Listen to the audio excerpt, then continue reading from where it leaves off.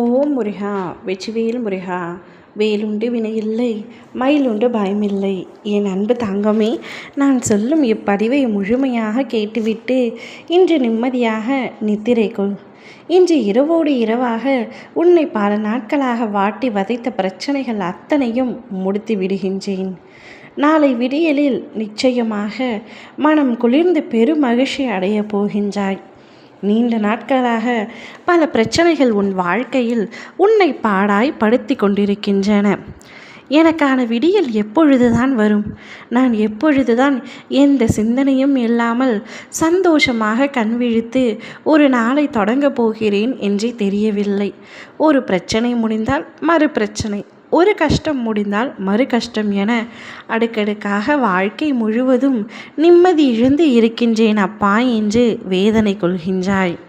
தங்கமே, நீ என்னிடம் கேட்டது நிச்சயமாக உனக்கு கிடைக்கும். உன்னுடைய சந்தோஷத்திற்காகத்தான் நானும் உனக்காக உழைத்து கொண்டிருக்கின்றேன். ஆனால் மறுபடியும் நீ வேண்டியதுதான் வேண்டும் என்று என்னிடம் கேட்கின்றாய். உன்னுடைய தந்தையாக நான் என்றுமே உனக்கு நல்லதுதான் செய்வேன். அதனால் இனி என் மீது மட்டும் கவனத்தை செலுத்தும். உனக்கு என்ன வேண்டுமோ, எந்த நேரத்தில் வேண்டுமோ, என்ன தேவையோ அதை நான் உனக்கு சரியாக தருகின்றேன். அதை நானாகவே உனக்கு கொடுத்து விடுவேன். ஏன் உனக்கு யாருமே இல்லை என்று புலம்புகின்றாய்? நான் உன்னுடன் தானே இருக்கின்றேன்.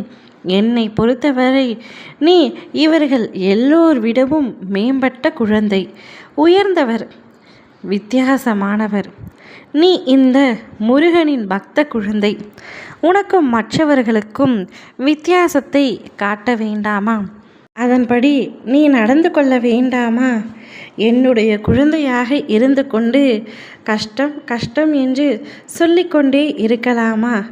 அனைத்தையும் நான் மாற்றி காட்டுகின்றேன். அதன்படி நீ இனி நடந்து கொள்ள வேண்டும்.